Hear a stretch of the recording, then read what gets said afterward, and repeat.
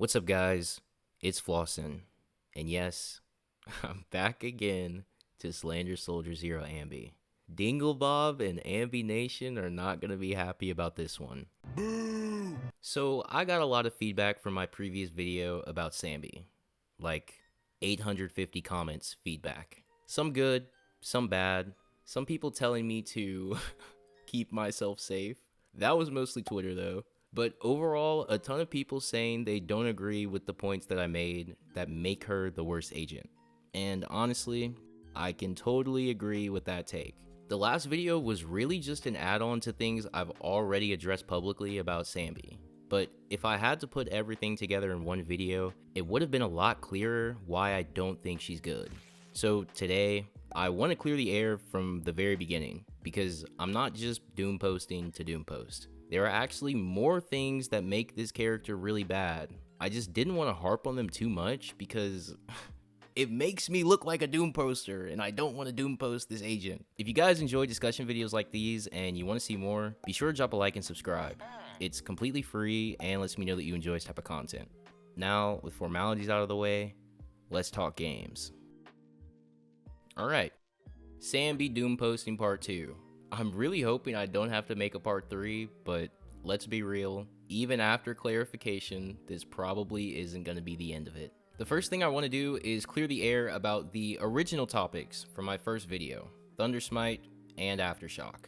In the last video, I called Thundersmite inconsistent, and a lot of people clapped back, for very good reason, pointing out the clip that I showed where I actually procced 2 enemies in the same sequence. The response was basically, gotcha, you're rage baiting, this is a nothing burger.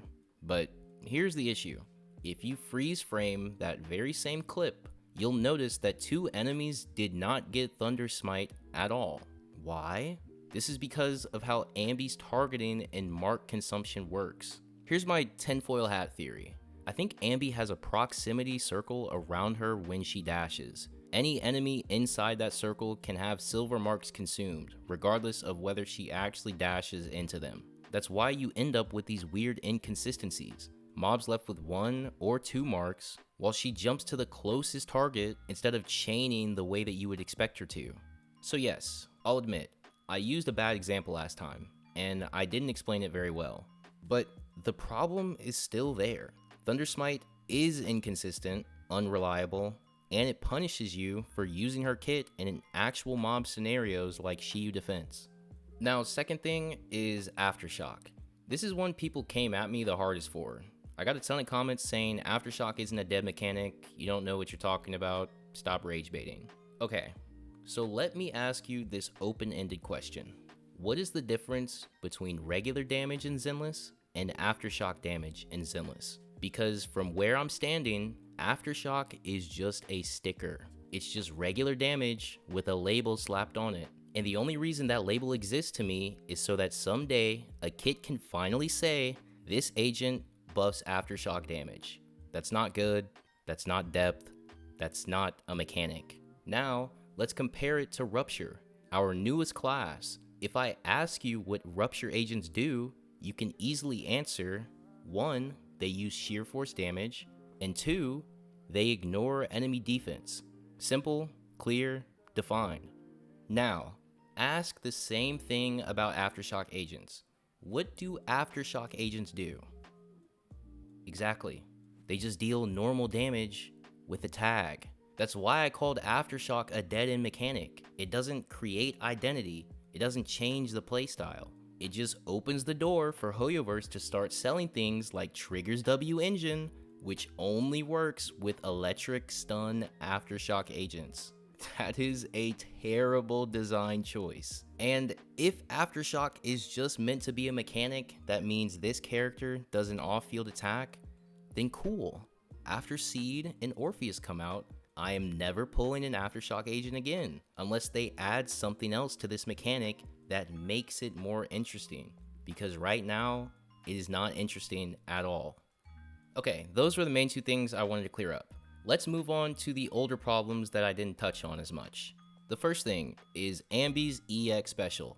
This thing sucks. If you activate it and only clip an enemy, you don't get the full 3 stacks of silver marks. Sometimes you don't even get one, which, by the way, is a huge part of her damage. Now, people call this a skill issue, just play Nicole, group mobs better, okay, you got it. But the fact that this mechanic falls apart so easily in Shiyu defense when mobs are spread out is just annoying. And let's talk about Anby's dodge counter. On paper, this move is actually really good. Just 2 dodge counters and an enemy has 3 silver marks on them. Amazing, right? The only problem is that Anby needs hyper aggressive enemies to trigger it.